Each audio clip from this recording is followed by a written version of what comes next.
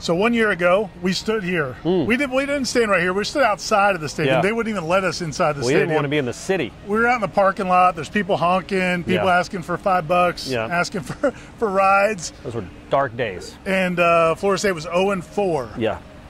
Here we are now. Florida State is 4-0 after a 44-14 victory against Boston College. Look, none of us thinks Boston College is a very good football team. The jury's still out. But 1 month ago, we weren't sure they could do this against Duquesne. Correct. This is an ACC team. Yeah. With a bunch of guys out. And not a terrible defense. Boston College's defense isn't terrible. Yeah, top 50-ish defense in the country. And Florida State just kind of from the opening kickoff, Trey Benson runs it back for a touchdown. And that just opened the floodgates. 31-0 at halftime. It's 37-0 in the third quarter. They end up winning 44-14. Probably as impressive a game as you could have expected. Yeah, man, and again, when you're coming off the last two wins they had, which is a crazy blocked extra point in New Orleans and that crowd, and then a last-minute interception in Louisville, and you've taken the lead with a backup quarterback. Those are really emotional wins. Half your starting defensive line isn't playing. Another guy on your defensive line didn't play much. Tatum Bethune didn't play a ton. You were down some real dudes, and to just like mosey along like, oh, it doesn't matter.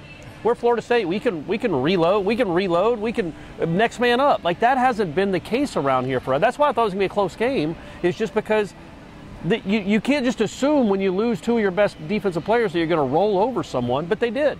And that was really, really encouraging, man. That might have been more encouraging than even Louisville. You know what I mean? Just for them to come out here and just slam Boston College, 31-0. When does that happen? against air, that doesn't happen. So for them to do that, man, is really kind of remarkable. And again, I wrote about it in the column, but last year at this time they were 0-4, and in that fourth loss they were down 31-7 in that game, and you were contemplating getting a different job. And then here we are 12 months later, and we cover a team that's probably going to be ranked in the top 25, definitely should be, and is 4-0 and was up 31-0 in front of this crowd, which was ridiculous. Just a really good night for Florida State football. Yeah, it was a great crowd, a sellout crowd, first sellout since 2015.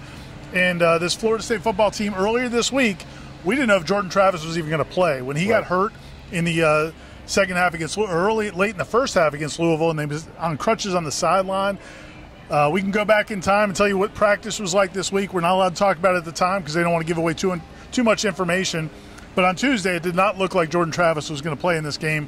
On Wednesday, he started feeling better, and then I think Mike Norvell said after the game tonight, that was when he knew, when he got through that practice on Wednesday, okay, Jordan Travis can play in this football game. And all he does is come out and throw for a career-high 321 yards.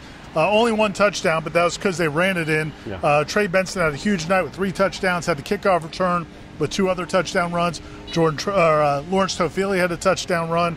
And really, Trayshawn had one. Trayshawn Ward had a touchdown run. So they kind of punched it in the red zone on the ground. But Jordan Travis had a really nice night. Darion Williamson with 5 catches for like 98 yards before he got hurt. We don't have an update on him. But again, Johnny Wilson didn't do anything in this passing game, and you still had 321 passing yards. Yeah, and you think about LSU, Pokey had the big night with over 100. Obviously, Johnny Wilson was a giant against Louisville. And in this game, it was spread around, but Williamson would have had 100 yards if he got played. He had 98 on 5 catches. Like that, again, that should excite you. That you've got guys now all over this roster that not only have potential and do stuff in practice, they've now done it in games. They put stuff on the field out here, big-time plays. And what Trey Benson did, man, it just seems like that last drive against Louisville unlocked something. Because, dude, that guy looked like he just looked completely different than what we saw against LSU in the first 3 quarters against Louisville. He is a difference maker. Yeah, he said tonight was the first night he actually felt like his old self again. He felt like high school again. Yeah. But it felt like that one drive in the second half against Louisville where he broke through the face mask penalty, had the 30-something yard run, and just kind of ran like a guy kind of possessed. That's what he looked like tonight. Talking about the kickoff return, again, Florida State has been trying other guys to kickoff returns. This was his first chance. They told him on Thursday. He said he visualized it on Friday night, and then when the ball got kicked off, he kind of went into a zone. It was a good zone to be in. Yeah. Because that was huge. It was Florida State's first kickoff return for a touchdown since some guy named Kermit did it out in California about 8 years ago, and also the first time to start a game since Tamarick Vanover. This guy, by the way, FSU's got a bunch of employees up there, but this guy knew right at the moment that it was Tamarick. I was there, and it was Tamarick was the last one to return an opening kickoff for a touchdown. In 1992. 1992 against Miami, and I remember it, Ira, because Florida State didn't score another touchdown, right. And then they missed a really painful field goal at the end of that one. So that one's always sticks in old Corey Clark's head. But, man, it's just so good to see. Like, you look at this team now, number one, before we get into the skill players, and I think they're sprinkled everywhere. I thought Micah Pittman had a nice night, other than the fake fair catch. I thought he made some big catches. But, you know, we might be covering a team that has, I don't know, a top 5, top 10 quarterback in the country.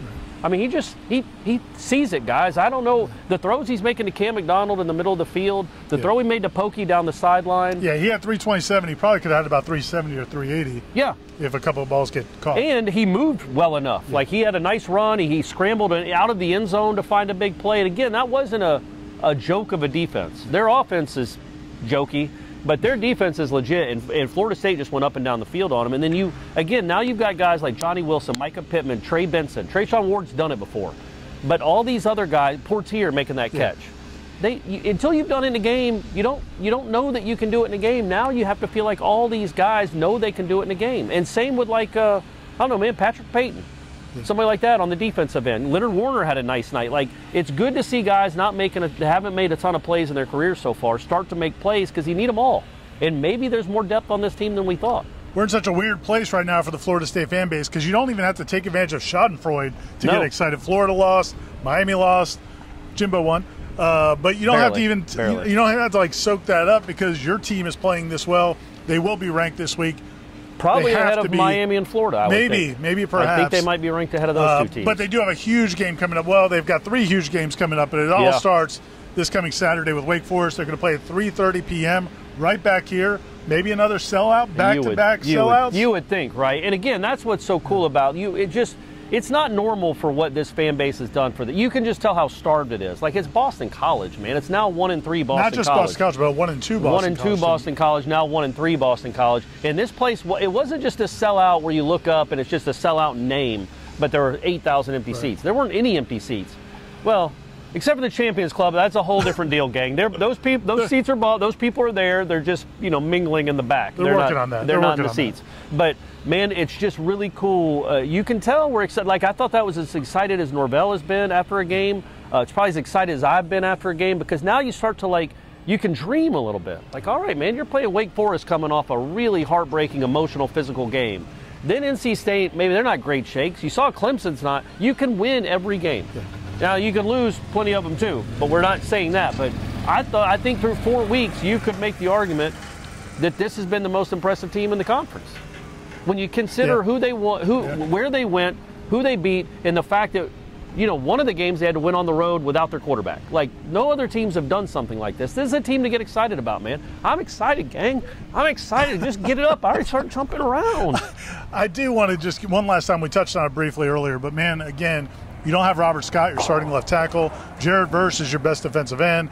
Fabian Levitt, your best defensive tackle. Yep. Several other guys are banged up and playing through things. To be that dominant is impressive. Now we'll have to see if they can stack it up another week. But, look, the one nice thing, and Mike Norvell touched on it in the postgame, is he's got an obvious selling point to his team after this game is, a year ago you were 0-4, everybody left you for dead, and you turned it around. You won 5 of your last 8 games. Just because you're 4-0 doesn't mean the rest of the season you can fall off a cliff. Just like you climbed up a cliff last year, it can fall off a cliff. I don't foresee that happening. And again, man, if you keep that quarterback healthy, I didn't know that Jordan Travis could and I was always a pretty big fan of Jordan Travis, or a defender of his. I didn't think it could look like this. And if he's 100% healthy next week, and you can use his legs against that defense a little bit, because you're gonna move the ball against Wake, man, it could be a cool little shootout with 2 of the better quarterbacks in the country. But Jordan Travis is kind of putting his name out there as one of the best players in the country, man. It's just, I don't know how else to say it. And he's got he's got weapons. He's got legitimate weapons, Ira. How about that? It is something.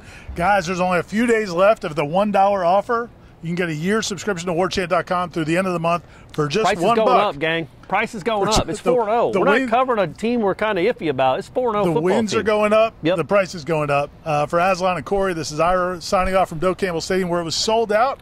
Fireworks, 44-14. Fireworks? Why'd you say that? It was a big night, man. They always have fireworks. I know, but it was better when you're 44-14. Correct. Signing off. We'll see you next time.